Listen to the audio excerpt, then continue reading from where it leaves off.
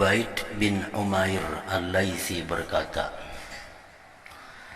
tidaklah orang yang meninggal dunia, yang mati, melainkan dipanggil oleh lubang kuburnya yang ia ditanam di dalamnya. Begitu masuk ini jenazah ke dalam kubur dan ditutupi dengan tanah, maka kubur itu bisa berbicara dengan jenazah itu. Kubur berbicara dengan mayit itu. Apa kata-kata kubur kepada orang yang baru masuk itu? Aku adalah rumah kegelapan, kesendirian, dan menyendiri.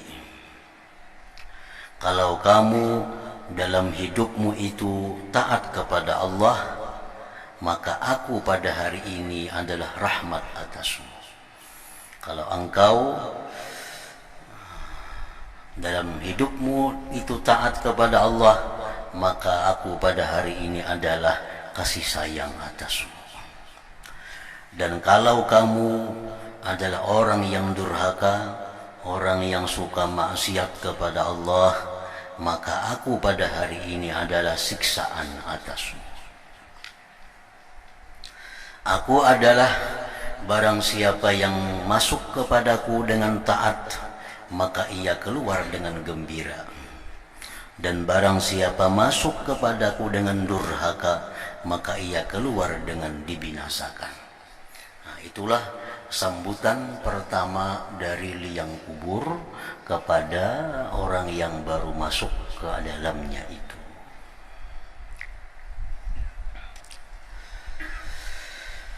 Muhammad bin Sabih berkata, telah sampai kepada kami kabar, artinya bahwa seseorang apabila diletakkan dalam kuburnya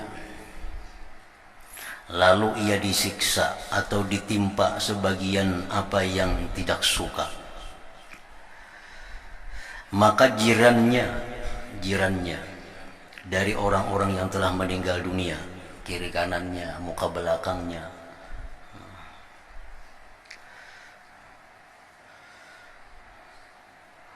memanggilnya,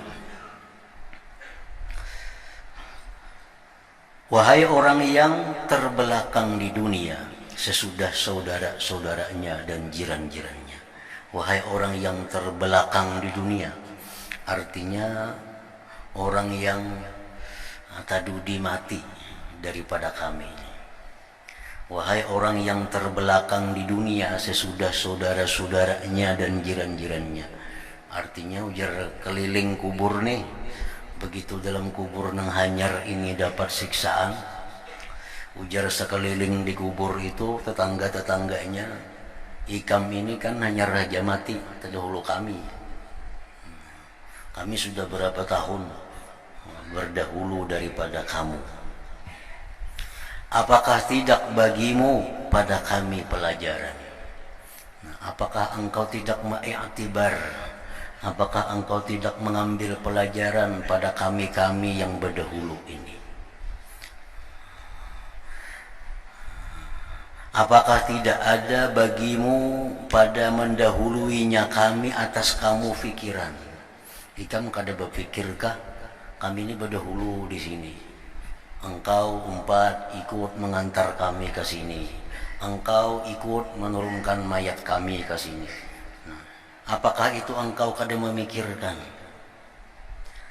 Sampai ikam sekarang ini disiksa di kubur, mengalami hal-hal yang tidak menyenangkan. Padahal kami sudah merupakan contoh teladan bagi kalian. Apakah kamu tidak melihat akan terputusnya amal perbuatan kami dari kami? Ikam tahu kami kada kau lagi sembahyang di sini, kami kada kau lagi puasa, kami kada kau lagi tubat, sudah putus masanya. Nah, padahal ikam waktu kami matian, ikam masih hidup, ikam masih bisa tubat, masih bisa mengembalikan kezaliman kepada orang yang dizalim, masih bisa sembahyang. Kami ini sudah kada kawa lagi.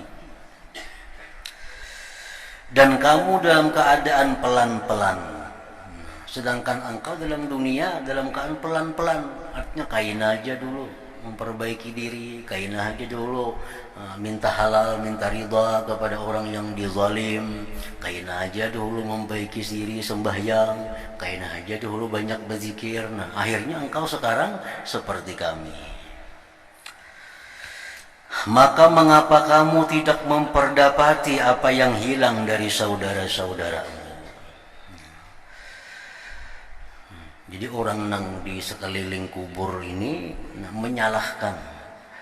Kenapa ikam sempat disiksa dalam kubur? Kenapa ikam sempat dipukuli orang di kubur ini? Maka ikam tadudi pada kami mati.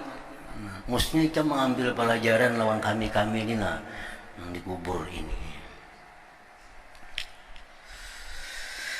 Dan ia dipanggil oleh tanah bumi. Wahai orang yang tertipu dengan zahirnya dunia, dengan zahirnya kehidupan dunia, tertipu. Dikiranya sihat itu lawas lagi hanya mati, berkontrol semuaan normal, darah normal, gula normal, asam urat normal, kolesterol normal. Dikiranya masih lawas mati, karena semuaan kada ada gangguan, darahnya normal, semuaan bagus.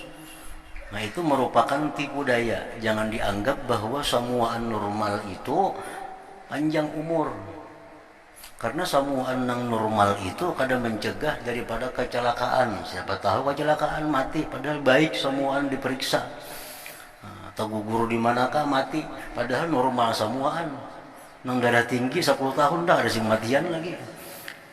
Ada berapa kali stroke. Nah, jadi jangan tertipu dengan zahirnya ini.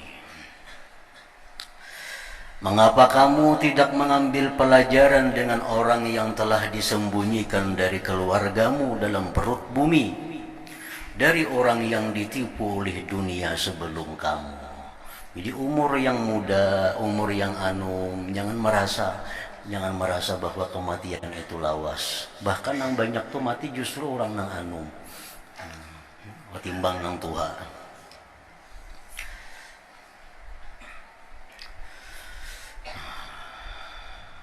Yang ditipu oleh dunia sebelum kamu, kemudian mendahului denganmu oleh ajalnya ke kubur, dan kamu melihat dia dibawa serta digutung, ditanggung oleh kekasih-kekasihnya ke tempat yang tidak boleh tidak daripadanya. Nah, mestinya engkau mau menjadikan itu pelajaran, menjadikan itu pedoman. Jangan sampai tertipu dengan keadaan duniawi ini. Yazid Ar-Raqasi berkata, telah sampai kepadaku kabar bahwa orang yang meninggal dunia apabila diletakkan dalam kuburnya, maka amal-amal perbuatannya mengepungnya. Kemudian mentakdirkan amal-amal itu berbicara, lalu berkata, wahai hamba yang menyendiri dalam lubang kuburnya, terputuslah dari para kekasih dan para keluarga. Siapa yang mau masuk mengawani ke dalam kubur? Kayak apa aja orang tuh kasih sayangnya lawan kita, kada akan mau masuk mengawani ke alam kubur. Paling-paling bawa urak tikar di pinggir kubur, berabah di situ. Orang kesayangan lawan anak, sayang lawan anak luar biasa sayangnya.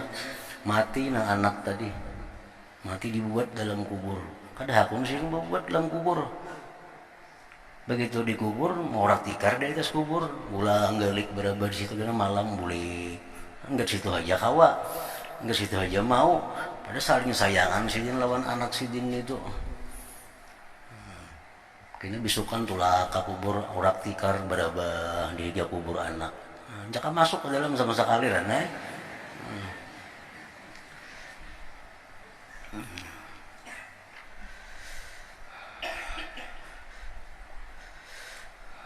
terputuslah dari para kekasih dan para keluarga, maka tidak ada yang menjinakkan bagimu pada hari ini di sisi kami selain amal ibadah kebaikan.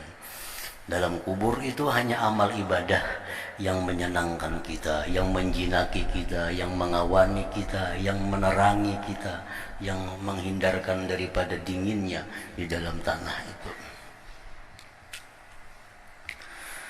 Ka'ab berkata, apabila seorang hamba yang saleh diletakkan dalam kuburnya, maka ia dikepung oleh amal-amal perbuatannya yang saleh, yaitu salat, puasa, haji, jihad, dan sedekah, serta amalan-amalan baik lainnya. Datangan ingat, amal-amal baik itu datangan dalam bentuk sebaik-baik orang, dalam bentuk seharum-harum bau-bauan. Ka'ab terus berkata, lalu para malaikat azab datang dari arah kedua kakinya. Datang malaikat azab hendak menyiksanya. Maka salat berkata, ujar sembahyang ini berkata, menyingkirlah kamu wahai malaikat azab dari orang ini, maka tidak ada jalan bagimu atasnya. Ia telah melamakan kakinya berdiri, ia telah melamakan berdiri denganku, karena Allah di atas kedua kakinya. Malaikat sembahyang ini yang membela daripada malaikat azab yang hendak memukulnya itu. Jangan dipukul di sembahyang ini, batisnya ini rancak, seringkali berdiri sembahyang menghadap Allah Subhanahu wa ta'ala. Lalu para malaikat itu mendatanginya dari arah kepalanya. Maka puasa berkata, tidak ada jalan bagimu atasnya wahai malaikat. Ia telah melamakan kehausannya karena Allah di negeri dunia. Kamu kada kawa malaikat yang mendekati ini. Ini orang sering haus puasa dalam dunia karena Allah. Maka tidak ada jalan bagimu atasnya, atas menyiksanya. Lalu para malaikat itu mendatanginya si mayit dari arah tubuhnya. Maka haji dan jihad berkata, menyingkirlah kamu wahai malaikat azab daripadanya. Ia telah memayahkan dirinya, meletihkan badannya, menunaikan ibadah haji dan berjihad karena Allah. Maka tidak ada jalan bagimu atasnya untuk menyiksanya, artinya untuk mengganggu atau menyakitinya. Jadi amal ibadah itu merupakan pembela kita di sana. Amal ibadah itulah yang menghibur kita di sana.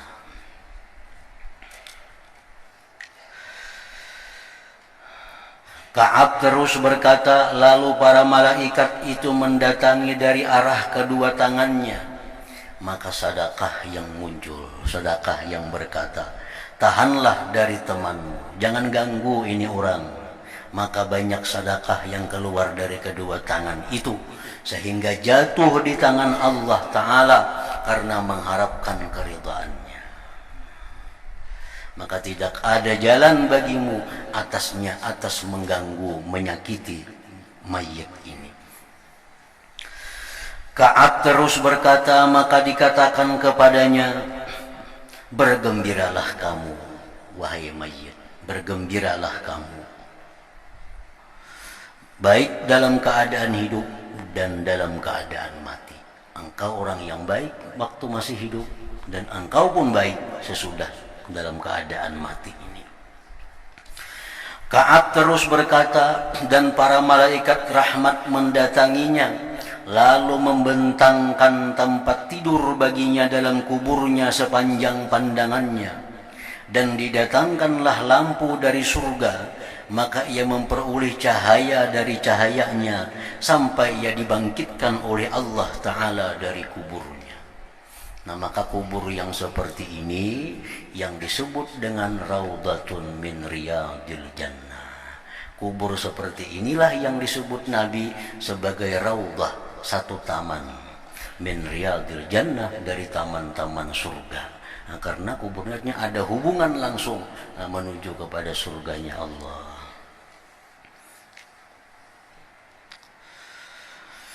Abdullah bin Ubaid bin Umair berkata tentang jenazah, telah sampai kepadaku kabar bahwa Rasulullah sallallahu alaihi wasallam telah bersabda, innal mayta yaq'udu wa huwa yasma'u khatwa musayyi'ih fala yukallimu syai'un illa qabruh wa yaqul wayhak ibn adam alaysa qad huzzirtani wa huzzirta dhiki wa natni wa hauli wa dudi famaza a'adatta li.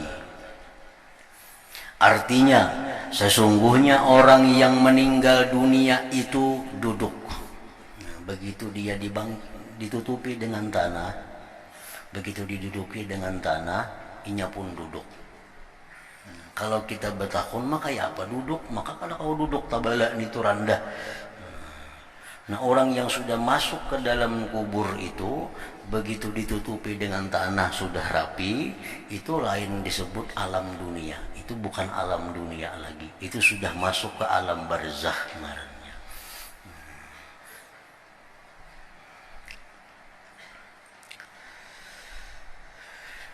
Dan ia mendengar langkah-langkah orang-orang yang mengantarnya. Nah, orang-orang bulikan itu mendengar aja bunyi sandalnya, maka tidak berbicara dengannya itu orang yang mati tadi sesuatu pun selain kuburnya. Kubur berkata, celaka kamu kubur, wahai anak Adam, bukankah kamu sudah diwaspadakan akan aku? Kan kami sudah tahu aku ini kayak apa, sudah dijelaskan oleh Rasulullah, oleh para ulama-ulama dalam kitab-kitabnya dijelaskan. Aku ini macam apa? Ujar kubur. Nyaman nggak di sini? Sakitkah? Sudah ada dijelaskan. Dan diwaspadakan akan kesempitanku. Kan sudah dikepadakan aku ini sempit di sini. Bau busukku, huru haraku, dan ulatku. Maka apa yang kamu siapkan bagiku? Apa yang kamu siapkan di sini untuk menghindari itu? Nah, dengan apa kamu masuk ke sini? Dengan amalan apa yang bisa mencegah sempitnya aku, bau busuknya, huru haranya, ulat-ulat ini? Apa yang kamu siapkan bagiku? Nah, jadi artinya diyakini oleh mazhab Ahlus Sunnah wal Jamaah bahwa azab kubur itu hakun, memang benar adanya. Nah, kecuali ada golongan orang-orang Mu'tazilah yang di luar Ahlus Sunnah yang mereka mengingkari tentang adanya azab kubur itu. Kalau kita Ahlus Sunnah, dengan berdasarkan banyak hadis dari Rasulullah SAW bahwa azab kubur itu ada bagi orang-orang yang tidak ada persiapan masuk ke alam kubur itu. Dan setiap kali amal perbuatan kebaikan, amal-amal yang saleh, sembahyang, puasa, zakat, sedekah, lain-lainnya, itu merupakan suatu binting, itu merupakan perisai, itu merupakan bekal untuk menjaga huru hara di alam kubur itu. Apapun amal kebaikan yang kita lakukan, itu akan menjadi penyangga kita dalam kubur daripada huru haranya, daripada azabnya. Secara umum itu. Namun Rasulullah Sallallahu Alaihi Wasallam dalam banyak hadis-hadis beliau menerangkan bahwa ada amaliyah khusus yang untuk gunanya itu menjaga kita di alam kubur itu. Di samping seluruh amal ibadah itu berguna untuk mengamankan kita di alam kubur. Tapi ada amalan-amalan khusus yang lebih terarah untuk menjaga kita selamat di alam kubur itu. Dan itu disampaikan beberapa macam oleh Rasulullah Sallallahu Alaihi Wasallam. Kayak orang Garingjo misalnya, ada obat yang khusus untuk mengobati tertentu itu. Walaupun ada obat lain yang secara umum menyehatkan tubuh kita, macam minum vitamin, itu secara umum untuk kesehatan tubuh kita. Tapi ada obat-obat tertentu yang mengarah kepada satu macam penyakit. Nah demikian pula perbuatan taat itu, semuaan perbuatan taat itu berguna untuk menyelamatkan kita di alam kubur. Tetapi ada amalia-amalia khusus yang fungsinya untuk itu, untuk keselamatan di alam kubur tadi. Nah di antaranya yang diajarkan Rasulullah sallallahu alaihi wasallam adalah qiraatu suratil muluk kulla lailatin. Membaca surah Tabarak tiap malam. Tiap malam tapinya nih. Ada malam Jumat saja ada tiap malam. Tiap malam. Malam itu artinya mulai maghrib sampai subuh. Itu malam. Udah maghrib kah, udah isya kah, tengah malam kah, kemudian kada sampai malam kena siang kah, gantiannya. Nah, jadi orang yang mengamalkan surah muluk ini tiap malam, itu dia akan ada jaminan dari Rasulullah bahwa dia selamat daripada huru hara kubur, daripada azab kubur, daripada gangguan-gangguan yang ada di alam kubur itu. Bahkan Rasulullah pernah mengucapkan satu perkataan. Ujar Nabi, artinya aku ingin bahwa surah muluk itu dihafal oleh setiap orang yang beriman. Jadi kada tergantung buku lagi, di manakah bagana, di manakah rahatan musafir, rahatan apakah, hafal. Kada hafal kan kadang mencari bukunya pulang, bukunya kada hafal, lo kada baca lagi. Nah, jadi ujar Nabi, aku ingin bahwa surah muluk itu ada di dalam hati tiap-tiap orang yang beriman. Artinya dihafalnya, sehingga bisa mengamalkan tiap-tiap malam.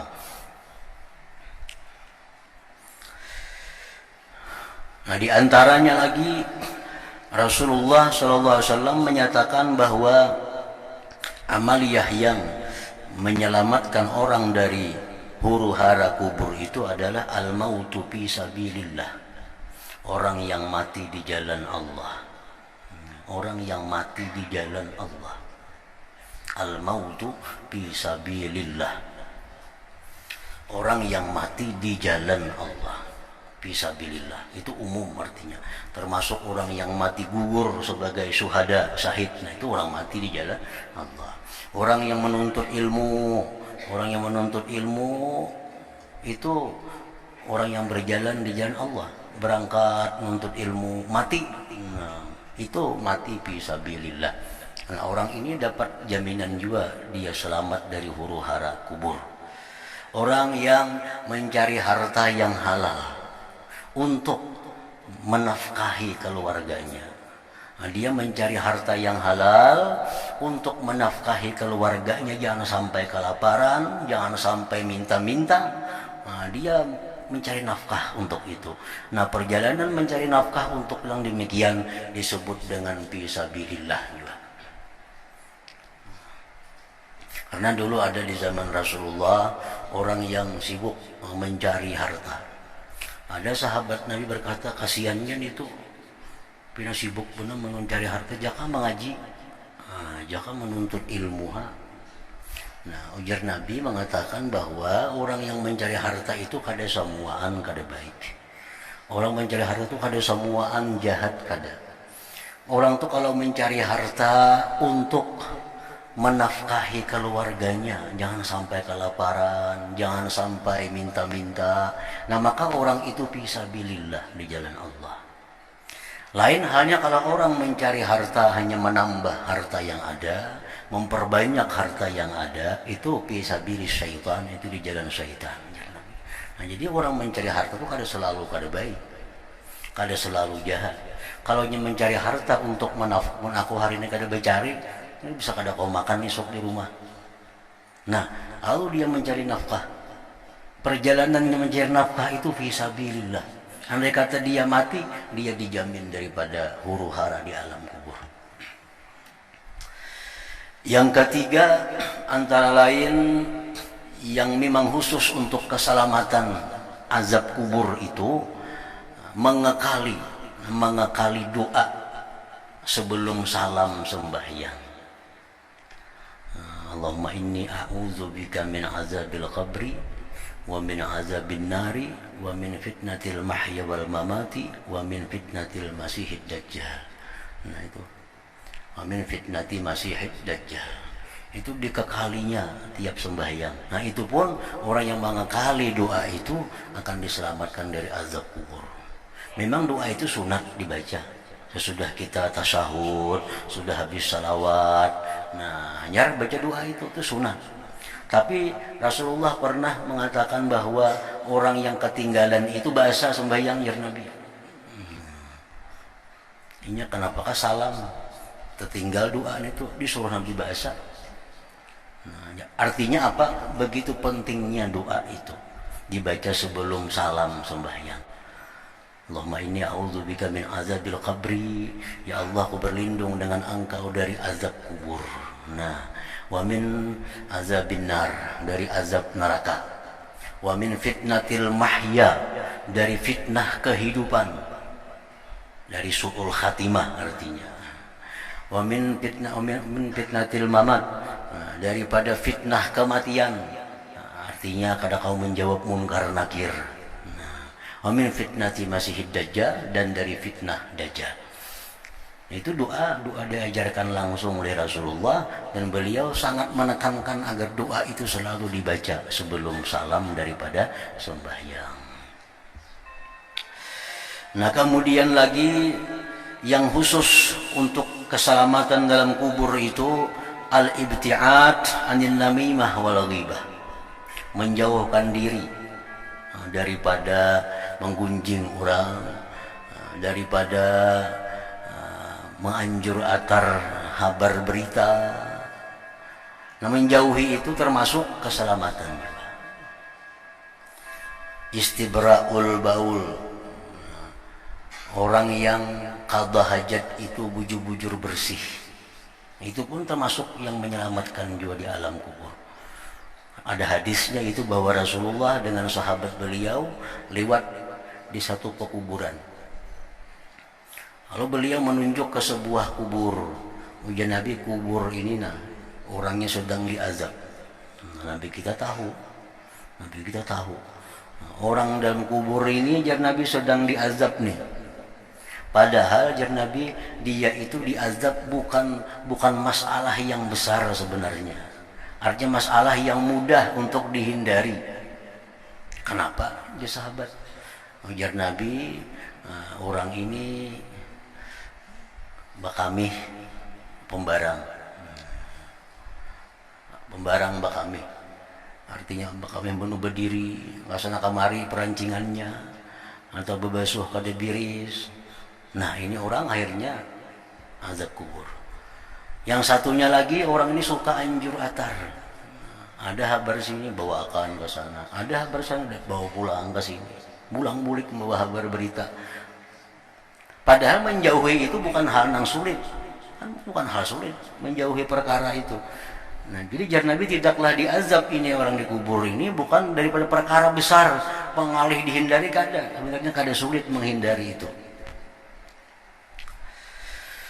Nah, al-mautu lailatal jum'ah wa yaumah, mati hari Jumat atau malam Jumat. Nah, ini kada kawa diamalkan, urusan Allah Ta'ala ini. Orang mati hari Jumat, mati malam Jumat, paling-paling kita bisa berdoa benar aja supaya mati itu hari Jumat atau malam Jumat. Itu pun diamankan juga dari azab kubur, daripada fitnah kubur. Disebutkan lagi orang yang meninggal dunia karena sakit perut. Sakit kepala kada masuk, sakit dada kada masuk. Tapi kalau sakit perut, nah ini ada kelebihannya. Kalau orang mati karena sakit perut, kesakitan parut, nah begulu-gulung, matinya, nah itu ini orang dijamin selamat daripada azab kubur. Ujar Nabi, man qatalahu batnuh lam yu'azzab fi qabri. Orang yang mati sakit parut itu tidak diazab di alam kuburnya. Nah, sudah berdahulu dikirim sakitnya, sakit parut itu. Nah, selanjutnya lagi Rasulullah mengajarkan amalia khusus untuk menyelamatkan dari azab kubur, huru hara kubur itu al-murabatah fi sabilillah, menjaga di jalan Allah. Menjaga artinya negeri kita ini atau kampung kita ini berbatasan dengan kampung orang kafir. Kalau kata dijaga ini, bisa-bisa kita malam kita diserangnya oleh orang kafir itu. Nah, maka kita malam berjaga di pos itu, pos perbatasan antara negeri Islam dengan negeri kafir. Nah, lalunya malam berjaga. Nah, orang yang pernah hidup dalam dunia ini, pernah satu kali dia melakukan itu, dia diselamatkan dari azab kubur. Ini taruhannya nyawa juga nih. Menjaga, malam jaga di pos. Kalau kampung kita nih, kampung Islam diserang oleh kampung sebelah, sebenarnya orang agama keharingan, misalnya agama Hindu, agama apa, atau saat bisa menyerang kampung kita, kita di perbatasan jaga ronda di situ. Nah, semalaman di situ kita pernah karena Allah lillahi ta'ala, artinya nah itu dapat jaminan dari Rasulullah SAW bahwa diselamatkan daripada azab kubur. Nah, banyak macam-macam Rasulullah secara khusus memberikan petunjuk kepada kita tentang ibadah-ibadah yang bila kita lakukan itu kita akan dijamin selamat daripada fitnah dan azab kubur. Nah, walaupun secara umum artinya setiap perbuatan kebaikan itu akan membuat kita aman daripada azab kubur secara umum itu. Tapi untuk penekanannya ada ibadah-ibadah khusus, nah, supaya lebih terarah untuk menjaga itu. Nah, kita membaca Quran, misal surah apapun yang kita baca dalam Quran itu pada intinya berfungsi untuk menyelamatkan kita di alam kubur. Surah Tabarak, Yasin, apakah itu pada intinya membantu kita untuk menyelamatkan dari azab kubur. Tapi untuk khusus mengarah ke situ surah Mulk, nah, surah Tabarak alladzi biyadihil mulku itu.